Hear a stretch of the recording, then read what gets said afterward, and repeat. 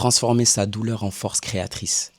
Rester authentique dans un monde qui vous réclame de la couleur et oser mettre un prix sur son œuvre sans se dévaluer, c'est ce que nous allons voir avec Ozua, photographe de rue, artiste visuel, scénographe.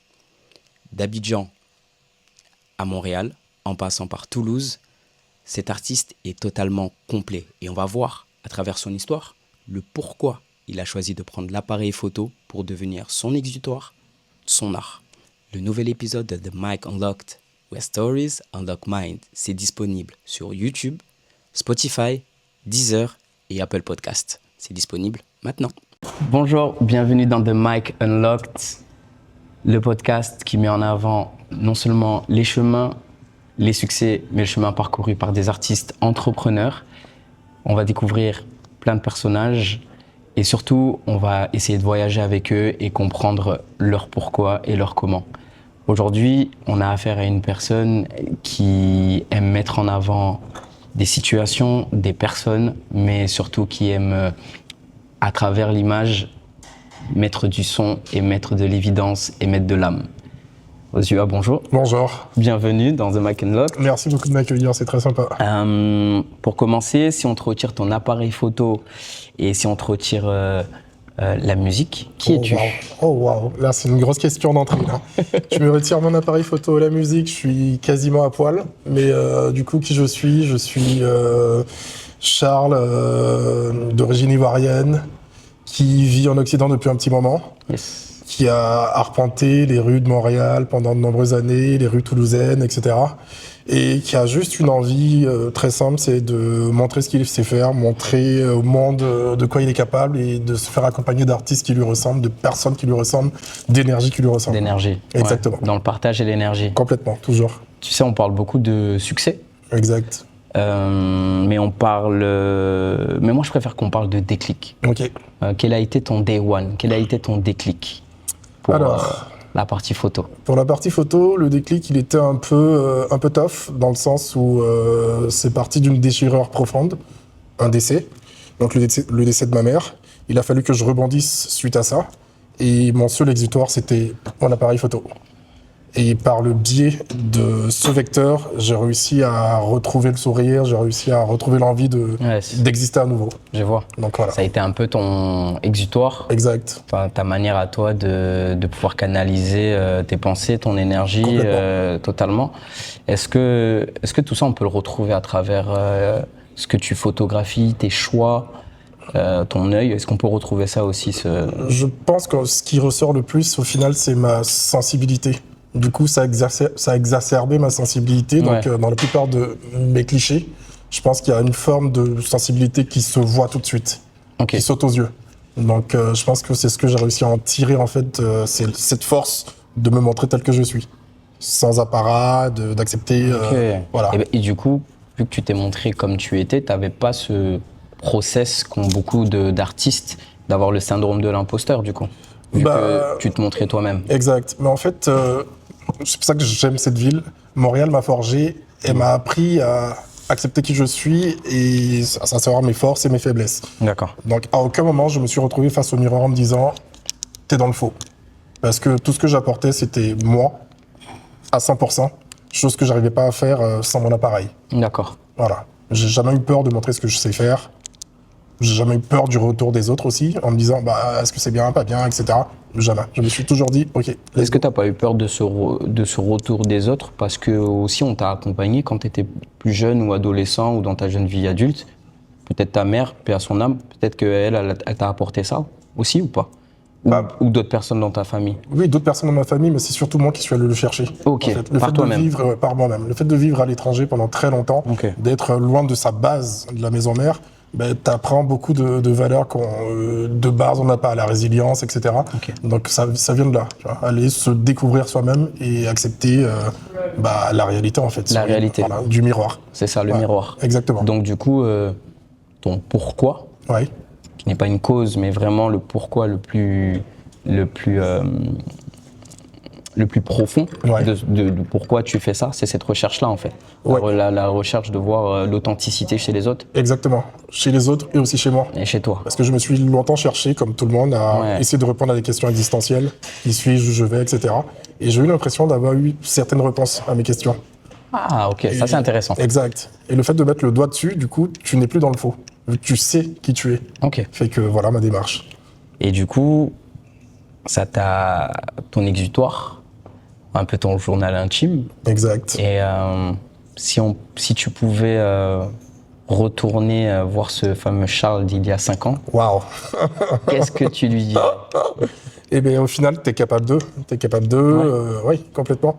Et tous tes rêves les plus fous que tu avais dans la tête, ben, il fallait juste passer le pas. Faire le next step. Le next step. Exact. Et du coup, sur ce next step, c'est que ça a été quoi le moment le plus difficile dans ton parcours d'artiste? Le moment le plus difficile, c'est Là, ouais. par exemple lorsqu'on...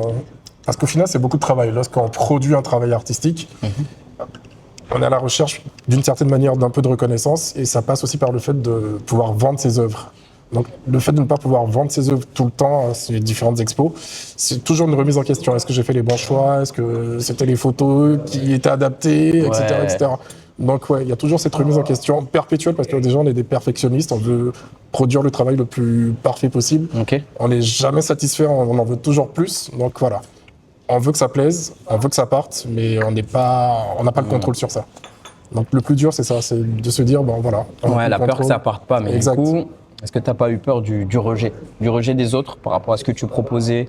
Parce que c'est vrai que là, on est autour de ton expo qui est actuellement au Flashback Café Exact. à Toulouse. Ouais, Beaucoup de noir et blanc. exact, On est dans un monde de couleurs. Est-ce exact. que tu n'as jamais eu peur de ça, de ce rejet-là, de ce côté un peu vintage, on va dire old school, Ouais. alors que tout le monde adore la couleur, Exact. tout le monde adore ce qui est pétillant. Aujourd'hui, avec que ça soit avec les Lightroom, Photoshop, Exact. avec les IA, tout ça, c'est beaucoup de couleurs, Non, oui. c'est beaucoup de montage.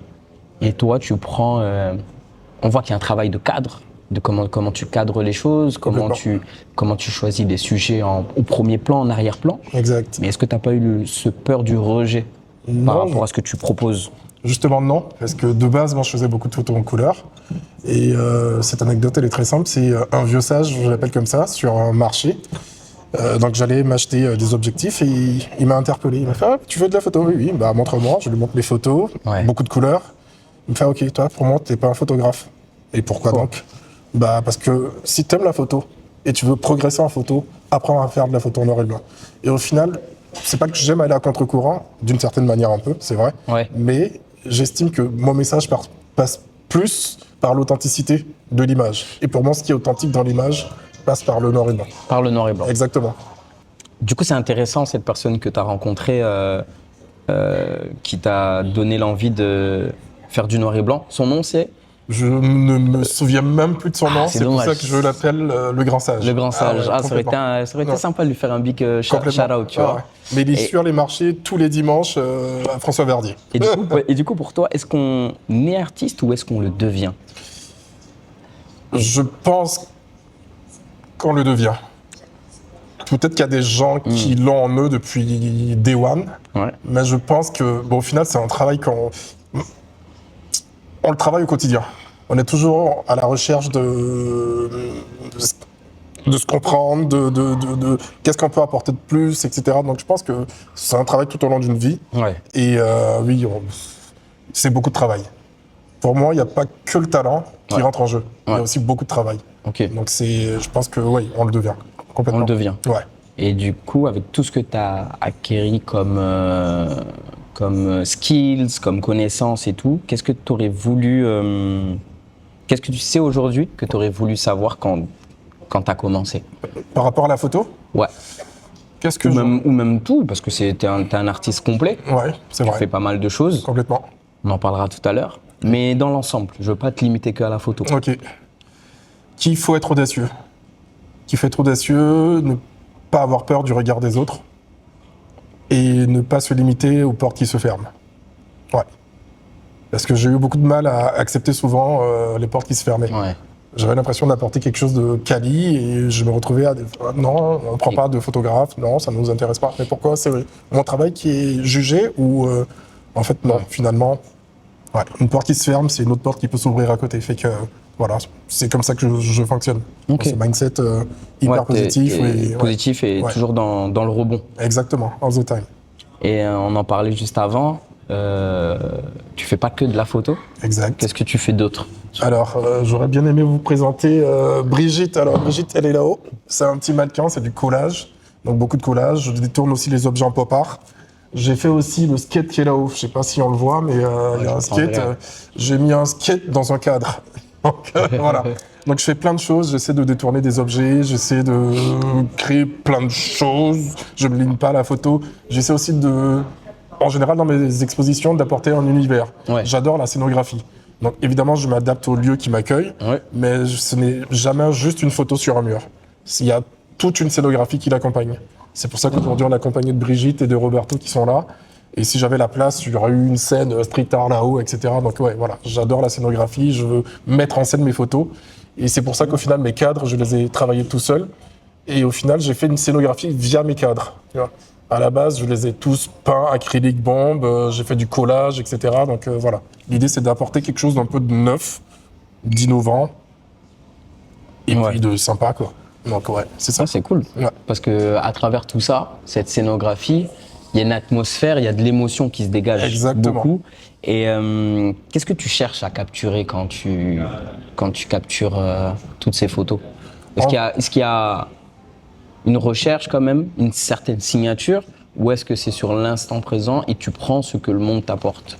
C'est exactement ça. Je ne pars jamais en me disant j'ai cette idée bien précise dans la tête et je veux que ce soit ça ce résultat.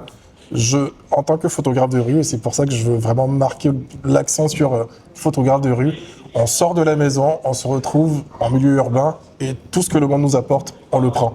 Et l'idée, c'est de retranscrire via ce feeling ce qu'on ressent, ce qu'on voit, ce que le monde nous apporte exactement. Je ne peux pas mieux dire en fait. Ok. Ouais, c'est intéressant. Ouais. Parce que là, on voit des produits finis, entre guillemets.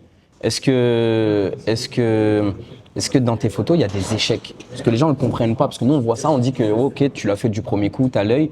Mais est-ce qu'il y a des fois, il y a des photos ratées, il y a des retouches ratées, il y a des choses que tu te disais que sur le moment, à l'appareil, c'était incroyable, et tu arrives à la maison, tu sors le truc, en fait, pas du tout. Comment ça se passe? Dis-nous. Ah ben là, il y en a tellement.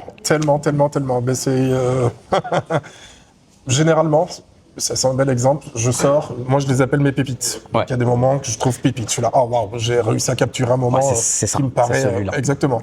Et je rentre à la maison, j'ouvre mon ordi, je la vois en grand sur mon écran, et la déception arrive, tu vois. Et je suis là, mais ok, d'accord, c'est pas du tout ce que j'ai réussi à transmettre. En tout cas, l'image que j'avais en tête, ce que j'ai voulu capturer comme moment, mais j'ai pas réussi à le transmettre à l'image. Et donc, des photos ratées, il y en a 150 millions. Des photos qui sont mal cadrées, tu essaies de les recadrer, il y en a aussi 150 millions.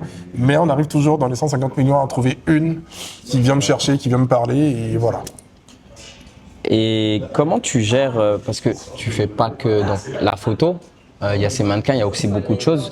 Comment toi, de ton côté, tu gères la panne d'inspiration? Comment tu fais pour retrouver de l'inspiration, pour t'aider? Ce qui est très simple et très facile, c'est qu'il y a quasiment aucune panne d'inspiration parce que je sors tous les jours avec mon appareil photo. Ok. Donc tous les jours, j'ai de la matière. Ok. Donc même si sur les 100 photos que je vais prendre dans la journée, il n'y en a qu'une, il y en aura au moins une qui sera bonne. Donc j'ai toujours de la matière. Toujours. Et à partir de là, je peux écrire une histoire. Tu écris. Exact. Ok. Tu as eu des artistes ou des personnes qui t'ont influencé dans ta démarche artistique? En fait, je suis influencé par le monde. Il n'y a pas eu une personne en particulier qui m'a donné le goût d'être photographe ou de travailler de telle manière. Non, je suis influencé par tout ce que je vois autour. En fait, j'arpente beaucoup les expositions, les galeries, etc. Ouais. Aussi bien photos, sculptures, etc. Et je me nourris de tout ça.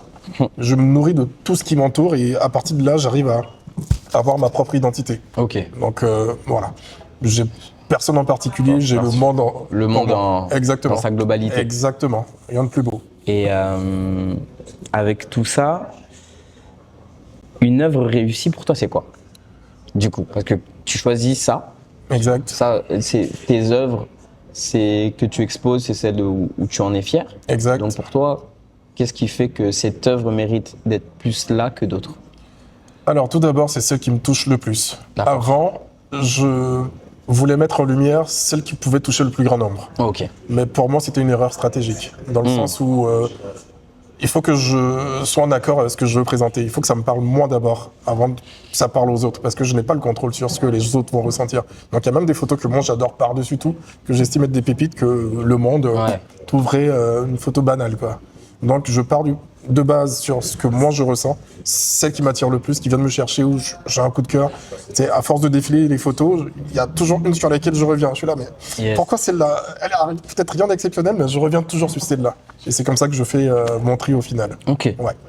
Hyper intéressant. Et maintenant, parlons plus du côté business. Ok. Business de la photo, Ok. de ton côté, comment ça se passe, et de savoir, toi, comment tu vis de tout ça, comment tu arrives à vendre tes œuvres. Alors, j'ai eu la chance ces derniers temps d'être exposé en galerie. Donc, ça me fait quand même pas mal de visibilité. Je fais beaucoup d'événements, on me voit un peu partout. Donc, ça ramène du monde. J'estime que je fais des photos qui plaisent quand même, parce que voilà, je trouve que je fais un travail quand même assez quali. J'ai pas peur de le dire, j'assume et j'en suis fier. Donc, oui, j'ai des beaux retours. Quelquefois, ça fonctionne. Ouais. Quelquefois un peu moins bien. Donc c'est vrai que c'est très difficile aujourd'hui de vendre de la photo parce qu'il y a beaucoup de photographes amateurs avec leur téléphone. C'est-à-dire aujourd'hui tout le monde peut prendre une photo, elle peut être quali ou pas quali ou whatever, c'est pas le point. Ouais. Mais aujourd'hui il y a beaucoup plus de photographes, donc beaucoup plus de concurrents. Mais derrière, le fait de pouvoir exposer en galerie, de pouvoir exposer dans des lieux comme celui-ci, ça nous offre des vitrines que les autres n'ont pas. Et ça donne la possibilité aux gens de venir les acheter. Et moi, j'ai un point qui est central, et j'ai envie clairement de le mentionner. J'ai fait beaucoup d'expositions. Et comme je te le disais tantôt quand on discutait, je me suis retrouvé face à des œuvres que je trouvais magnifiques, que j'avais envie d'apporter chez moi. Mais à chaque fois, il y avait la barrière du prix. 1 000 €, une petite sculpture, 5 000 € une photo. Je suis là, mais oh waouh, elle n'est pas accessible, l'art. Et moi, en fait, mon idée, c'est de la rendre accessible, sans pour autant dévaluer mon travail. D'accord. Donc aujourd'hui, par exemple, il y a des grands modèles, des belles œuvres qui sont là et qui sont à des prix complètement abordables. Donc pour toutes les bourses. Pour toutes les bourses, mais comment tu fixes le prix? C'est ça aussi, parce qu'il y a beaucoup d'artistes. Moi-même, je suis danseur, tu vois. Bien sûr. Et des fois, quand on te propose de faire une expo, ou moi, c'est mes chorégraphies, toi, c'est tes photos, comment tu fixes ça? Exact. Parce que c'est pas facile de se donner un prix, de donner un très prix à son difficile. œuvre. C'est très difficile de donner un prix. Au départ, c'était, je réunissais 2-3 potes, je leur demandais à leur avis combien ils étaient prêts à mettre pour acheter les photos, à ma conjointe ou à mon frère, etc. Et aujourd'hui, je pars du principe très simple, quel est mon coût de production? Par exemple, sur cette œuvre, j'ai acheté une toile, j'ai acheté des bombes à aérosol, j'ai acheté de l'acrylique, le temps que j'ai mis pour faire les photos, pour traiter les images, etc. Donc tout ça se quantifie. Et à partir de là, j'ai ma base de données pour pouvoir travailler. Et définir un prix. Tu fixes ton prix. Exactement. Ok, d'accord. Ouais. À partir de quel moment tu as dépassé ce cap de « je suis un artiste » à « je suis un artiste et mes œuvres ont de la valeur » Lorsqu'une galerie t'appelle et te dit on te veut toi, chez nous. Donc tu deviens légitime. Et du coup, tu passes à un autre step. Et à partir de ce moment, je me suis dit, ok, je suis un artiste, mon travail est reconnu d'une certaine manière. Et du coup, je dois garder cette force de travail pour pouvoir faire plus et au-delà. Oui, au-delà. Ouais, complètement. Et quel a été pour toi ton plus beau nom? Tu sais, là où la porte fermée, tu as voulu proposer tes services, ton art et tout. Et ça a été un nom bénéfique dans le sens où ce nom-là t'a ouvert la porte pour quelque chose d'autre. Est-ce que tu as cette mémoire-là? Ouais, mais c'était pas un nom. Bien au contraire, c'était lors de ma première expo. Ok. J'ai l'un de mes très bons amis de Montréal, William, si jamais tu tombes sur cette vidéo, qui est venu me voir un jour, pendant le vernissage, et il m'a fait « Charles, on savait que tu allais faire quelque chose dans l'art. On savait pas trop. On t'a vu partout, sauter partout, danser, etc., tourner. On savait que tu allais faire quelque chose. Ouais. Et là, on a l'impression que tu as mis le doigt sur quelque chose. » Et cette phrase, elle résonne encore en moi. Et ça me donne encore plus de force de continuer dans ce que je sais faire. Ok. Ouais. Donc les portes fermées, Donc, la motivation. Exactement, Toujours. Exactement. On rebondit. c'est ça. Ouais. Si tu devais repartir à zéro Ouais. aujourd'hui, tu commencerais par quoi? Oh waouh. Ah, waouh, waouh, waouh. Ce que je ferais, ce serait voir mon fils à l'âge adulte, me regarder dans les yeux et dire, papa, moi aussi je fais la même chose. Et que cet héritage, en fait, ce soit lui qui le sublime. Tout simplement. Ouais, l'héritage. Exactement. Ouais. Ouais. J'ai l'impression que c'est important pour toi l'héritage. Il y a certaines photos qu'on voit où il y a ce côté transmission, Exact. où on voit les générations parfois ensemble. Exact. Pourquoi cette envie de retransmettre ça à travers la photo? Parce que j'estime qu'aujourd'hui, on est dans une société où on s'oublie un peu, où on oublie les gens qui nous entourent, notre Ouais. famille, les gens qui sont proches, etc. Et c'est important de montrer que, bah oui, en fait, on marche de même. En fait, on marche. On est ce qu'on est aujourd'hui parce que ces gens qui étaient là avant nous ont donné cet héritage, tu vois, nous ont éduqués, nous ont montré la voie. Ouais. Et puis après, nous, derrière, de faire en sorte que, voilà, ça soit possible et réalisable. Mais pour moi, il est important de montrer que bah, ça vient, il y a une base. Ouais. Et nous, on est dans la continuité. Et l'idée, c'est de donner aux autres générations, d'inspirer, Qu'ils puissent construire autour Exactement, de ça. c'est ça. Pour toi, c'est quoi le plus grand mythe ou le plus grand mensonge sur le fait d'être un artiste indépendant? Que ça allait être facile. Ça, c'est Que ça allait bien être difficile. facile. Oui, que les portes allaient s'ouvrir aussi facilement. Ouais. Que tes photos, tu allais les vendre comme ça parce que tu rentres en galerie ou tu fais une belle expo. Voilà. Donc, beaucoup d'idées reçues, de fausses idées. Et puis aussi, on marche beaucoup au feeling. On rencontre des gens, on rencontre beaucoup de personnes. On marche beaucoup à l'énergie. Et souvent, malheureusement, on tombe sur des gens avec qui on aurait aimé travailler, mais l'énergie fait que... L'énergie. Eh ben oui. Ah Bah oui. Donc, Le succès, ouais, je pense que la définition de succès pour toi, elle a dû changer à travers le temps. complètement. Aujourd'hui, comment tu définis le mot succès pour toi? Je suis toujours dans la même optique, c'est de rester fidèle à ce que je suis. Ouais. Donc le succès, c'est déjà le fait de se faire plaisir à soi et de faire plaisir à ceux qui nous entourent.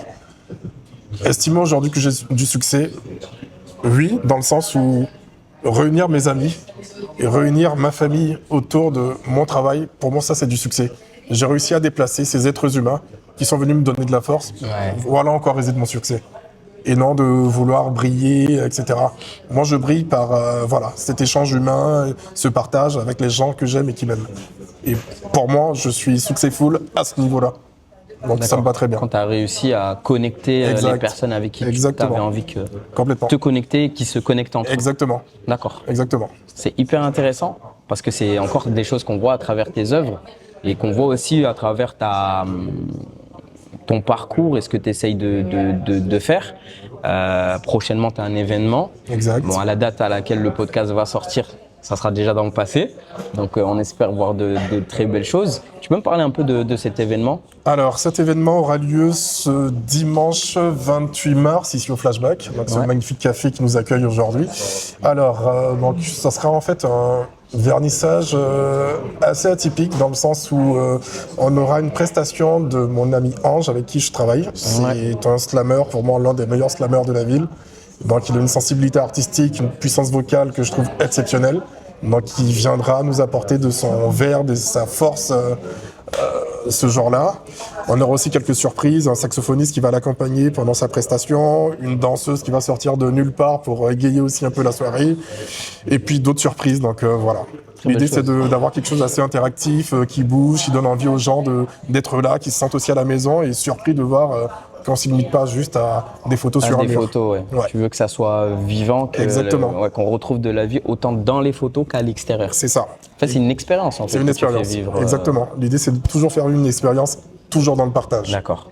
Ouais. Toujours dans le partage Toujours. et l'échange. Exactement. Et pour toi, comment tu t'essayes de partager sur les réseaux? Parce que les réseaux, c'est assez difficile d'accès. Il y a des choses qui marchent, des choses qui ne marchent pas. Est-ce que tu es influencé par ce qui fonctionne sur les réseaux? Est-ce que tu es influencé par les statistiques? Ou est-ce que juste tu postes, tu vois. Et si ça prend, ça prend pas, je m'en fous. Ouais. Bah, je suis une génération, les années 80, 90, où aujourd'hui, bah, on a eu un peu de mal à se connecter à tous ces réseaux, etc. Ouais. On joue le jeu parce qu'il n'y a pas le choix.